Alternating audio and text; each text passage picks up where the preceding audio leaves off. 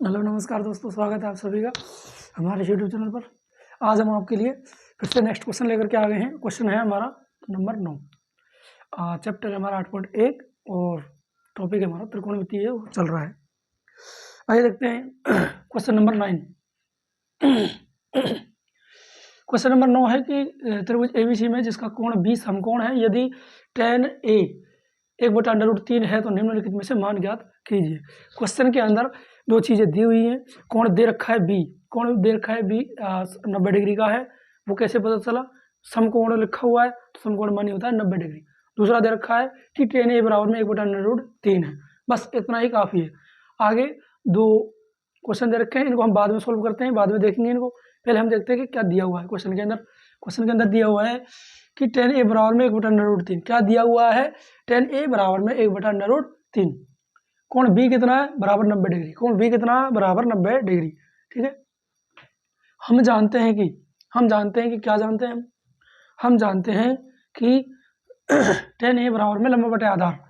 tan A बराबर में लंब बटे आधार हमने कहाँ से सीखा? tan A बराबर में लंब बटे आधार है ये हमें कैसे पता? tan A बराबर में लंब बटे आधार है ये हमें कैसे पता? तो आइए देखते हैं। यहाँ पर है लाल बटे कक्का। कहाँ से देखा हमने? इस लाल बटे कक्का से। सबसे पहले आता है यहाँ पर हमारा साइन थीटा, फिर आता है हमारा कोस थीटा, फिर आता है हमारा टेन थीटा, इधर आता है कोट थीटा, फिर आ जाता है सेक थीटा, उसके बाद में आ जाता है कोसेक थीटा। ठीक है। तो साइन थीटा का हो गया लंब बटे कर्ण, साइन थीटा का हो गया क्या हो गया? लंब बटे कर्ण। कोस थीटा का क्या हो गया? आधार बटे कर्ण।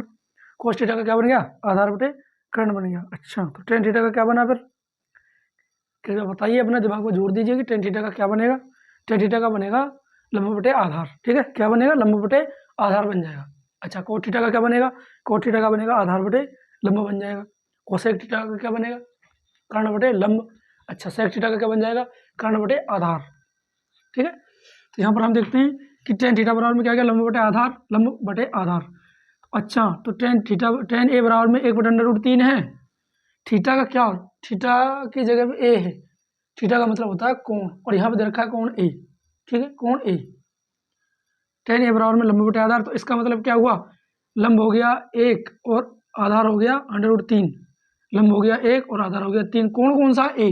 तो कोण ए के हिसाब से लंब आधार मान रहे हैं और दो भुजाएं दे रखी हैं, तो तीसरी भुजा हमें निकालनी है। देखिए कोण ए के हिसाब से हमने यहाँ पर ये डायग्राम बना हुआ है। ठीक है, कोण ए के हिसाब से ये डायग्राम हमने यहाँ पर बनाया हुआ है।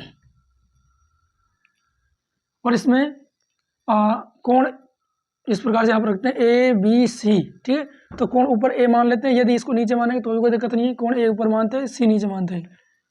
तो कोण ए है, ये हमने आपको पहले बता रखा था कि कोण के सामने वाली भुजा को लंब मानते हैं। ठीक है, कोण के सामने वाली भुजा को लंब मानेंगे। ठीक है, तो नीचे हो गया लंब, इधर हो गया आधार। नीचे हो गया लंब, इधर हो गया आधार। अच्छा, तो लंब की वैल्यू कितनी है? लंब की वैल्यू 1, तो हमने यहाँ पर लिख दिया 1। आधार की वैल्यू कितनी है? √3, तो यहाँ पर लिख दिया √3। ठीक है। अच्छा, तो त्रिभुज के अंदर कौन सा त्रिभुज है ये? Right angle triangle. कौन सा? समकोण त्रिभुज। ठीक है, जिसमें बी की वैल्यू कितनी है? 90 डिग्री। बी का कोण कितने का है? 90 डिग्री का है। अच्छा, समकोण त्रिभुज में दो भुजाएं दे रखी हैं, तीसरी भुजा हमें निकालनी है। तीसरी भुजा यदि हमें निकालनी है तो कैसे निकाल सकते हैं हम? पाइथागोरस प्रमेय से। ठीक है, तीसरी भुजा यदि हम निकालना है हमें तो कौन सी है? पाइथागोरस प्रमेय से। यहाँ नहीं दे रखा, कर्ण की वैल्यू नहीं दे रखी, तो क्या मान लेंगे? के मान लेंगे। कुछ भी मान सकते हैं, लेकिन यहाँ हम के मान रहे हैं। आप अपने हिसाब से कुछ भी मान सकते हैं।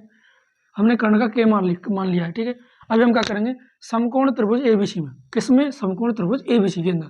इसी के अंदर बातें चल रही हैं, तो इसी के अंदर समकोण त्रिभुज एबीसी में पाइथागोरस प्रमेय हम लगा रहे हैं। इसमें क्या कर रहे हैं? पाइथागोरस प्रमेय हम लगा रहे हैं। एक एक स्टेप बाकायदा कटने नहीं है, सारे स्टेप एक एक करके बरकरार लिखना है हमें। एक भी स्टेप काटने नहीं है। जितना स्टेप ज़्यादा हो उतना ही बेहतर है। ठीक है। अच्छा, लंब की वैल्यू रख देंगे, आधार की वैल्यू रख देंगे और कर्ण की वैल्यू रख देंगे। ठीक है, लंब कितना है? 1, तो 1 का स्क्वायर कर दिया, कोष्टक के अंदर रख दिया। आधार है, आधार √3, तो √3 रख दिया, उसके ऊपर होल स्क्वायर लगा दिया। अच्छा, कर्ण है के, कर्ण का के रख दिया, उसका होल स्क्वायर कर दिया हमने। अच्छा, 1 का वर्ग किया, 1 आ गया, √3 का वर्ग किया, 3 आ गया। √3 का वर्ग इधर हम करके दिखाएंगे आपको। √3 इसका वर्ग है, तो हम क्या करते हैं? ये तो कोष्टक है, ये हमारा कोष्टक ऊपर स्क्वायर है, तो √3 को अंडर रूट को जब हम बदलेंगे, घात में बदलेंगे, तो छोटा कोष्ठक और उसकी पावर 1/2 लग जाती है। तो क्या हो जाएगा 3 की पावर 1/2। ठीक है। अब जैसे हम बड़ा कोष्ठक खोलते हैं, जैसे ही हम बड़ा कोष्ठक खोलेंगे, तो जो 1/2 घात है और टोटल की घात 2 है, दोनों का मल्टीप्लाई हो जाएगा। नियम है ये, यदि a की पावर m है और कोष्ठक में बंद है, टोटल की घात n है, यदि कोष्ठक हम हटाते हैं तो a की जो पावर है m, उसका मल्टीप्लाई हो जाएगा बाहर वाली घात n से। इसी प्रकार से अंदर वाली 1/2 है, इसका मल्टीप्लाई हो जाएगा 2 से। अच्छा, ये 1/2 है और ये 2 है, ये नीचे में है, ये ऊपर में है, ये 2 से 2 कट जाएगा। 3 की पावर कितनी बचेगी? 1। 3 की पावर को 1 लिखो या 3 लिखो, एक ही बात है। तो हम यहाँ पर कितना लिखते हैं? हमारा आ गया 3 आ गया यहाँ पर आंसर। तो 1 और 3 में, 1 में 3 जोड़ दिया बराबर में k²। ठीक है, बराबर में k²। 1 में 3 जोड़ा, पता नहीं 4 कैसे आ गया, मुझे भी नहीं मालूम। ठीक है, k² बराबर में 4। आगे से इस क्वेश्चन को पढ़ते हैं। देखो मेरी कैलकुलेशन ऐसी है, अगर 4 कैसे आया मेरे को इतना याद नहीं है। ठीक है, हाँ, तो यहाँ देखते हैं कि k² बराबर में 4। अभी क्या करना हमें? k² ही चाहिए या k चाहिए? क्या चाहिए हमें? आप देखिए कि हमें यहाँ पर क्या निकालना है? हमें k निकालना है। ठीक है, और यहाँ पर आ रहा है k²। ऐसी कंडीशन में हमें कौन सा स्टेप लगाना है? ऐसी कंडीशन में शायद हमें वर्गमूल लेना है। ठीक है, क्या लेना है? वर्गमूल। तो अगला स्टेप हमारा क्या हो जाएगा? वर्गमूल लेने पर, दोनों पक्षों में वर्गमूल लेने पर, दोनों पक्षों में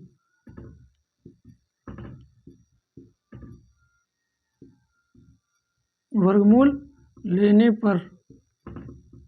ठीक है, अच्छा, तो वर्गमूल लिया तो वर्गमूल का क्या हो जाएगा? अंडर रूट में k² बराबर में अंडर रूट में 4। ठीक है, ये हो गया आपका। यहाँ पर ये वही कंडीशन आ गई, इसकी सेम वाली कंडीशन। इसी प्रकार से घात आधा कर देंगे। यहाँ पर लेते हैं अंडर रूट का k², ये तो है, यहाँ पर उल्टा है थोड़ा सा, यहाँ k² है, टोटल की घात अंडर रूट है। क्या करते हैं? k², इसको ये आपको दे रखा था, ये देखिए, ये इसको घात में चेंज करेंगे। वर्गमूल को यदि घात में चेंज करेंगे तो घात कितनी हो जाएगी? 1/2। वर्गमूल को घात में चेंज किया तो ये क्या बन गया? 1/2 घात में आ गया। ठीक है, 1/2 घात में आ गया। अच्छा, कोष्ठक हटाएंगे तो 2 की मल्टीप्लाई 1/2 से हो जाएगी। क्यों? अंदर वाली घात का मल्टीप्लाई बाहर वाली घात से हो जाएगा। ये नियम है हमारा, इस नियम के हिसाब से। ठीक है, 2 से 2 कट जाएगा, k की पावर बचेगी 1, तो k की पावर 1 है तो क्या आ जाएगा? k। यहाँ पर कितना आ गया? k। 4 का वर्गमूल कितना होता है? मुझे तो लग रहा है शायद 2 होता है, तो मैं यहाँ पर 2 लिख लेता हूँ। ठीक है, 2 लिख लेता हूँ यहाँ पर, और आप लोग कंफर्म कर लेना कितना होता है। मुझे तो 2 ही लग रहा है, 4 का वर्गमूल। ठीक है, हाँ, इतनी कैलकुलेशन आती है हमें तो। अब आगे देखते हैं। हाँ, तो हमने क्या किया? k की वैल्यू हमने निकाल ली। यहाँ पर k की वैल्यू कितनी आ गई? 2 आ गई। k की वैल्यू कितनी आ गई? 2। अच्छा, तो हमारे पास समकोण त्रिभुज में तीनों भुजाओं का मान आ गया। देखो, लंब आ गया 1, आधार आ गया अंडर रूट 3, और कर्ण है ये हमारा। कर्ण हमने निकाला 2, बाकी ये 2 तो पहले से ही थी। अच्छा, किसी समकोण त्रिभुज के अंदर तीनों भुजाओं का मान हमें ज्ञात है। तो हम त्रिकोणमिति के कोई सी अवयव का वैल्यू निकाल सकते हैं यदि हमारे पास है। अरे कैसे निकालते हैं? मैंने क्वेश्चन नंबर 5 में सारे के सारे निकाल के दिखाए थे। क्वेश्चन नंबर 4 में आपको क्वेश्चन भी दिए थे मैंने कुछ करने को। अगर आपको प्रॉपर तरीके से वीडियो समझ आ रही है तो आप बेहतरीन तरीके से बिना सोच समझ के आराम से इसको निकाल सकते हो। अगर आपको समझ आ रहा है तो, जैसे मैं पढ़ाते जा रहा हूँ, अगर आपको समझ आ रहा है तो आप बहुत आसान तरीके से इनको निकाल सकते हैं। यदि आपके पास त्रिभुज की तीनों भुजाओं का मान दे रखा है तो आप आराम से निकाल सकते हो। किसकी सहायता से? लाल बटे कक्का की सहायता से। ठीक है, अच्छा, अब हमें क्या क्या निकालना है इस दोनों क्वेश्चंस में देखते हैं। ठीक है, अब हमें क्या क्या निकालना है दोनों क्वेश्चंस में देखेंगे। यहाँ पर दे रखा है sin a dot cos c plus cos a dot sin c। ठीक है, अगला है second cos a dot cos c minus sin a sin c। अच्छा, तो हमें क्या क्या निकालना है? पहले ही वैल्यू हम अलग से निकाल लेते हैं ताकि क्वेश्चन में डायरेक्ट वैल्यू पुट कर सकें। क्या क्या ये इसमें डिमांड है इसकी? वो हम पहले ही निकाल लेते हैं, ठीक है। अच्छा, तो हम देखते हैं यहाँ पर है साइन ए और यहाँ कोस ए। यहाँ देखिए कोस ए और साइन ए, इसका मतलब कोण ए के हिसाब से साइन ए और कोस ए हम आराम से निकाल लेते हैं, ठीक है। तो यहाँ हम देखते हैं क्या निकालना है हमें, साइन ए बराबर में कितना होता है, लंब बटे कर्ण। यहाँ से देगा साइन थीटा बराबर में लंब बटे आधार। थीटा की जगह पे ए है, थीटा का मतलब होता है कोण, और कोण हमारा ए है, आगे बी भी हो जाएगा, लेकिन रहेगा लंब बटा कर्ण ही। इसको चेंज नहीं करेंगे हम, ये नहीं हो जाएगा कर्ण बटा लंब हो जाएगा इसका, ये सेम ही रहेगा। ये कोण चेंज होते रहेंगे, ए की जगह बी आ जाएगा, बी की जगह सी आ जाएगा, कितना भी आ जाएगा, लेकिन हमारा जो फॉर्मूला रहेगा वो कहेगा लंब बटे कर्ण ही रहेगा, ये चेंज नहीं होगा। यहाँ पर हम हिंदी में फिर से लिख लेते हैं, लंब बटे कर्ण। अच्छा, तो साइन ए बराबर में लंब कितना हमारा इस क्वेश्चन के अंदर, इस क्वेश्चन के अंदर है, इस डायग्राम के अंदर हमारा है लंब 1, ये रहा 1। अच्छा, कर्ण कितना है, कर्ण है 2, कर्ण है 2, तो हमारी साइन ए की वैल्यू यहाँ पर आ चुकी है, ठीक है। इसी प्रकार से कोस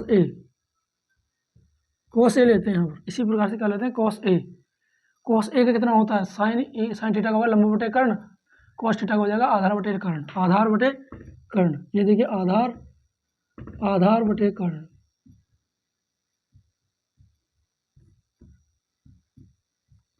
आधार बटे कर्ण हो गया, ठीक है। क्या हो गया, आधार बटे कर्ण हो गया। इधर से हम फिर से जगह बनाते हैं,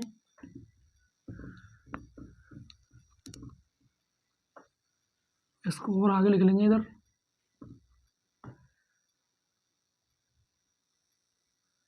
यहाँ से स्टार्ट करते हैं लिखना। तो कोस ए बराबर में कितना आ गया हमारा, कर्ण आधार बटे कर्ण है, तो आधार कितना है हमारा √3। अच्छा, और कर्ण कितना है 2, कर्ण कितना है 2, ये देखो ये हमारे सामने इस प्रकार से आ गया। अच्छा, तो साइन ए की वैल्यू हमने निकाल ली, कोस ए की वैल्यू हमने निकाल ली। अब आगे देखते हैं क्या यहाँ पर मांग रहा है, साइन सी और कोस सी, यहाँ पर भी मांग रहा है कोस सी और साइन सी। अच्छा, साइन ए की वैल्यू हमने निकाल ली, कोस ए की वैल्यू हमने निकाल ली। और साइन सी कोस सी कैसे, क्या इसकी वैल्यू अलग आ सकती है, तो हाँ इसकी वैल्यू अलग आ सकती है। कैसे, जैसे कि कोण ए हमने यहाँ पर लिया है, तो कोण ए के हिसाब से लंब और कर्ण माना हमने, ठीक है। और यदि कोण हम चेंज कर रहे हैं, ए की जगह सी ले रहे हैं कोण, तो उसके लिए अगर हम करना चाहें तो एक ही डायग्राम में हो जाएगा, लेकिन आपको समझाने के लिए मैंने प्रॉपर दूसरा डायग्राम बनाया है। इधर ये था कोण ए, और यहाँ लेते हैं कोण सी, कोण सी के हिसाब से, कोण सी के हिसाब से हमारा लंब इधर आ जाएगा। कोण सी यदि इधर है तो लंब इधर आ गया हमारा, ठीक है, और आधार इधर आ गया। अच्छा, इस भुजा की वैल्यू कितनी थी, √3, तो हमारा अब की बार लंब क्या बन गया, √3 बन गया। इस भुजा की वैल्यू थी 1, अब की बार आधार बन गया ये, ठीक है। इस हिसाब से हम साइन सी की वैल्यू और कॉस सी की वैल्यू निकाल सकते हैं। देखिए यहाँ पर कोण सी से,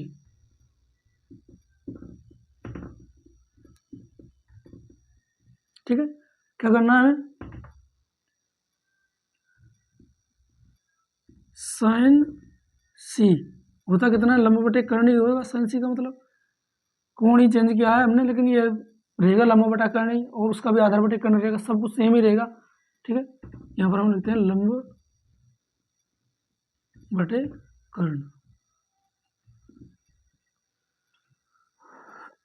ये मैं हिंदी में इसलिए लिखता हूँ ताकि आपको ये कन्फ्यूजन ना हो, ये क्या है, एल है क्या के है, दिमाग में कन्फ्यूजन आ जाता है। मैं नहीं चाहता किसी प्रकार का आपके दिमाग में कोई डाउट हो सवाल को लेकर के, आराम से प्रॉपर तरीके से हर स्टेप समझ में आना चाहिए, कोई भी स्टेप हमें काटना नहीं है, ठीक है। साइन सी बराबर में लंब बटा कर्ण, लंब कितना हमारा √3, कर्ण कितना है 2, √3 और कर्ण कितना हो गया 2। इसमें अब की बार इस डायग्राम के हिसाब से लेना है। यदि साइन ए और कोस ए लिया था तो इस डायग्राम के हिसाब से, और उसके बाद में साइन सी हम ले रहे हैं तो इस डायग्राम के हिसाब से, ठीक है। इसी प्रकार से देखो साइन सी की वैल्यू आ गई। अगला देखते हैं कोस सी क्या होता है, आधार बटे कर्ण, क्या होता है, आधार बटे कर्ण, आधार बटे कर्ण। अच्छा जी, कोस सी बराबर में कितना हो गया, यहाँ देखते हैं कोस सी आधार बटे कर्ण, आधार कितना हमारा 1 और कर्ण है 2, 1/2। क्या यहाँ तक कुछ ऐसा है जो आपको समझ नहीं आया हो? सबसे पहले क्या करना है, हमें 2 भुजाएं दी हुई है कोण ए के हिसाब से, तो तीसरी भुजा हम निकाल लेते हैं, ठीक है। कोण ए के हिसाब से हमने पाइथागोरस में लगा करके तीसरी भुजा हमने निकाल ली। उसके बाद में क्या करना है, कोण ए के हिसाब से साइन ए भी निकाल लेना है और कॉस ए भी निकाल लेना है। फिर हम कोण चेंज करते हैं तो आधार और लंब दोनों चेंज हो जाएंगे, भुजा वही रहेंगी, ठीक है। तो क्या करना है, साइन सी के इस हिसाब से हम साइन सी भी निकाल लेंगे। साइन सी होता है लंब बटे कर्ण, तो इस बार वैल्यू चेंज हो जाएंगी। देखो साइन ए में वैल्यू आई थी 1/2, इस बार वैल्यू आ गई √3/2। जो पहले आधार था वो अब लंब हो गया है, ठीक है, और जो पहले आधार था, जो लंब था वो अब आधार हो गया है, और जो आधार था वो लंब हो गया है। इसी प्रकार से कोस सी की वैल्यू निकाल लेंगे, आधार बटे कर्ण। कंडीशन कोई भी हो, साइन ए के बराबर लंब बटे कर्ण यहाँ भी है, साइन ए बराबर में लंब बटे कर्ण यहाँ पर भी है, कोस सी बराबर में आधार बटे कर्ण यहाँ भी था, और कोस ए में इसमें भी आधार बटे कर्ण ही था। क्या इतना आपको समझ में आ गया?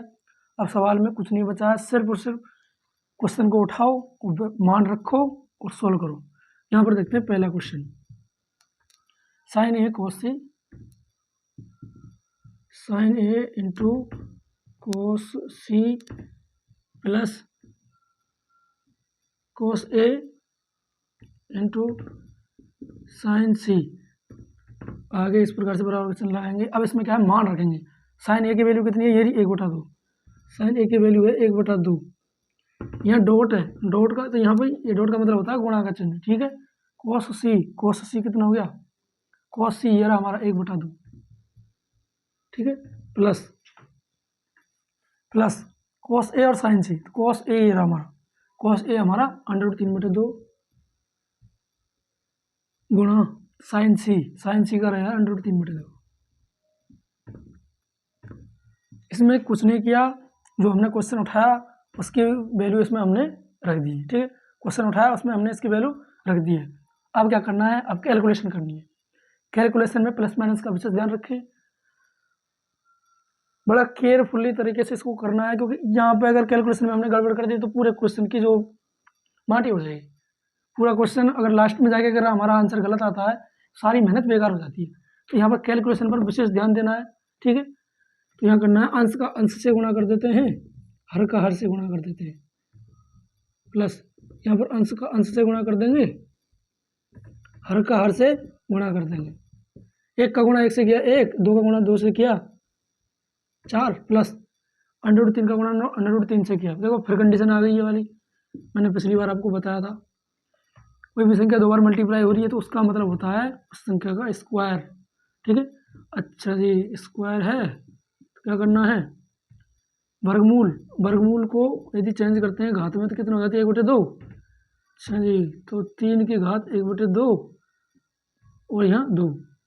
जैसे बड़ा कोष्ठक घटाएंगे तो 1/2 का मल्टीप्लाई हो जाएगा 2 से। क्यों मल्टीप्लाई हुआ, यदि कोष्ठक हटाते हैं तो बाहर वाली घात का अंदर वाली घात से गुणा हो जाता है, ठीक है। तो 2 से 2 कट जाएगा, 3 की पावर 1 बचेगी। तो यहाँ पर इस प्रकार से हमने 3 ले लिया, ठीक है, और 2 गुणा 2 से किया तो 4। अब ये क्या करना है, हमें एलसीएम लेना है 4 का, यहाँ पर ये लिया एलसीएम, नीचे 4 है इधर भी 4 है, तो दोनों का एलसीएम ले लिया, एलसीएम आ गया 4। तो 4 का भाग 4 में दिया, कितनी बार गया, 1 बार। 1 का मल्टीप्लाई ऊपर वाली संख्या से करेंगे तो 1, प्लस 4 का भाग 4 में दिया 1 बार, 1 का मल्टीप्लाई 3 से किया तो 3 बार। अच्छा, तो 1 और 3 कितना हो गया, 4, बराबर में 4 में 4 का भाग दिया तो 1। तो ये हमारा आंसर है, ठीक है। ये हमारा क्या है, ये हमारा आंसर है।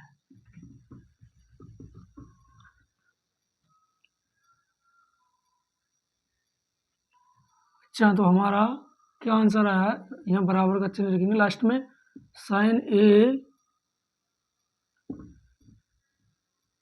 कोस C plus cos A dot sine C बराबर में कितना आ गया, 1। यहाँ लास्ट में लिख देना आंसर, ठीक है। अच्छा, हमारा सेकंड क्वेश्चन क्या है, सेकंड है हमारा cos A dot cos C minus sine A dot sine C बराबर का चिन्ह।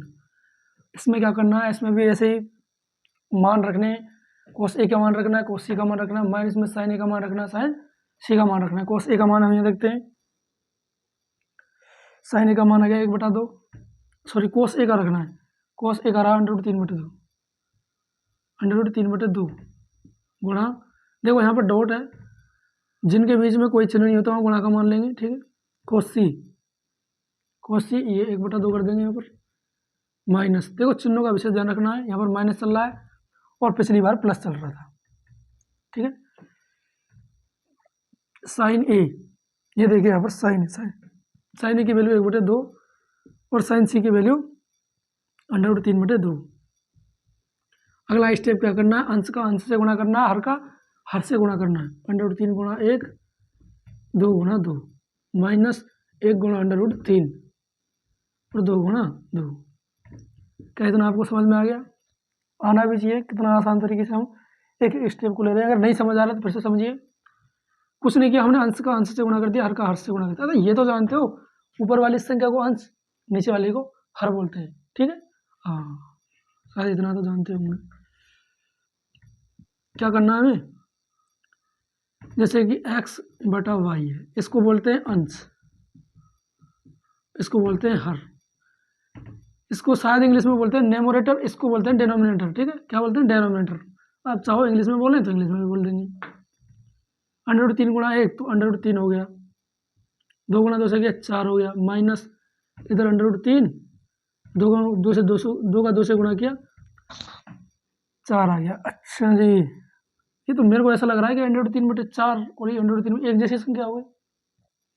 अच्छा, इसमें से इसको घटाएंगे तो पता नहीं क्या आएगा, कुछ ऐसा लग रहा है कि 0 आ सकती है, लेकिन हमें डायरेक्ट करने में कुछ गड़बड़ लग रही है। अगर डायरेक्ट करें तो शायद कोई गलती हो जाए, तो हम क्या करते हैं, आराम से एक स्टेप और बढ़ाते हैं इसमें। क्या किया, 4 और 4 का लघुत्तम ले लिया, आ गया 1, एलसीएम ले लिया, 4 का 4 में भाग दिया कितनी बार, एक बार, 1 का मल्टीप्लाई √3 से किया तो √3, माइनस 4 का, इसमें 4 का भाग दिया कितनी बार गया, एक बार, 1 का मल्टीप्लाई √3 से किया कितनी आएगा, √3। अच्छा, तो अब √3 में से √3 गया तो 0, 0/4, आखिर क्या आ गया, 0। ये हमारा आंसर होगा। अच्छा, ये स्टेप मैंने क्यों बढ़ाया है, देखो ऐसा लगता है कि जैसे कि x/y, डायरेक्ट अगर किसी संख्या को हम घटाते हैं तो डायरेक्ट हम घटा सकते हैं, लेकिन कभी क्या होता है कि डायरेक्ट अभी ऐसी कैलकुलेशन आई नहीं है, अभी धीरे धीरे कैलकुलेशन बढ़ती जा रही है, तो क्या लगता है कि थोड़ा दिमाग कन्फ्यूज हो जाता है कि x/y और x/y यार अंश बटे हर में है, कैसे घटेगी, एक संख्या तो हमने घटाई, ये x/हर ये तो कभी नहीं घटाई। तो इसलिए अगर वैसे तो आंसर यहाँ डायरेक्ट हम 0 रख सकते हैं, लेकिन आपको लग रहा है कि गड़बड़ हो सकता है, गलत हो सकता है, तो और स्टेप बढ़ा लो आप, यहाँ पर लघुत्तम ले लो आराम से, फिर सिंगल संख्या आ जाती है √3 माइनस √3, इतना तो हम 0 मान नहीं सकते यहाँ पर, और 0 में 4 का भाग दें तो 0 आता है, ठीक है। तो लास्ट में हमारा क्या आता है आंसर, कोस ए कोस सी माइनस साइन ए साइन सी बराबर में कितना गया, 0। तो ये हमारा आंसर होगा। तो प्लीज़ कमेंट बॉक्स में ज़रूर बताना कि क्वेश्चन में कहाँ से कुछ समझ नहीं आया। प्रॉपर तरीके से हमने एक चीज़ को लेकर चले हैं, और जैसे कि नॉर्मल सी बात है, क्वेश्चन तो एक ही डायग्राम में हो जाएगा, लेकिन प्रॉपर तरीके से मैं आपको समझाने के लिए, ज़्यादातर ऐसे क्वेश्चनों में पता है क्या होता है, लगता है हाँ यार वही है, लंब बटे कण लाल बटे कक्का से कर ही देंगे, लेकिन गड़बड़ कहाँ जाती है, सबसे बड़ी गड़बड़ इस क्वेश्चन में बैठती है ए और सी की, कोण ए और कोण सी की। जहाँ कोण ए का होता है उसी में से कोण सी के हिसाब से निकालने लग जाते हैं, क्वेश्चन गलत हो जाता है, सेम वैल्यू आ जाती है और गलत हो जाता है, हमें ध्यान ही नहीं देते इन चीज़ों को। तो यहाँ पर कोण ए का और कोण सी का विशेष ध्यान रखना है, इसलिए मैंने आपको अलग अलग डायग्राम बना के इसमें समझाया है। एग्जाम में क्या होता है, जल्दी जल्दी में ध्यान नहीं देते, एक ही डायग्राम में उसी को लंब आधार, फिर उसी को लंब आधार मान के सवाल का सत्यानाश हम कर लेते हैं। ऐसा नहीं करना है, प्रॉपर तरीके से 2 डायग्राम बनाने, काफ़ी बड़ी कॉपी आएगी, उसको तो जितना भरेंगे उतना अच्छा है, ठीक है। और जिस प्रकार से एक एक स्टेप मैं लिखाते चल रहा हूँ, सबसे पहले यहाँ से स्टार्ट करेंगे, इस प्रकार से यहाँ से डायग्राम बना लेना, फिर अगला स्टेप यहाँ से, फिर उसके बाद में यहाँ से, फिर लास्ट का यहाँ से। स्टेप एक भी हमें काटने का प्रयास नहीं करना है, जितना हो सके बढ़ाने का प्रयास करना है। प्रॉपर तरीके से साफ साफ राइटिंग में अपने नोट्स अगर बना रहे हो, बहुत अच्छे से आप बना सकते हो इसमें। जितना हो सके मैं स्टेप बढ़ा ही रहा हूँ, घटा नहीं रहा हूँ, ठीक है। अच्छा, तो वीडियो कैसी लगी आप ज़रूर बताएं कमेंट बॉक्स में।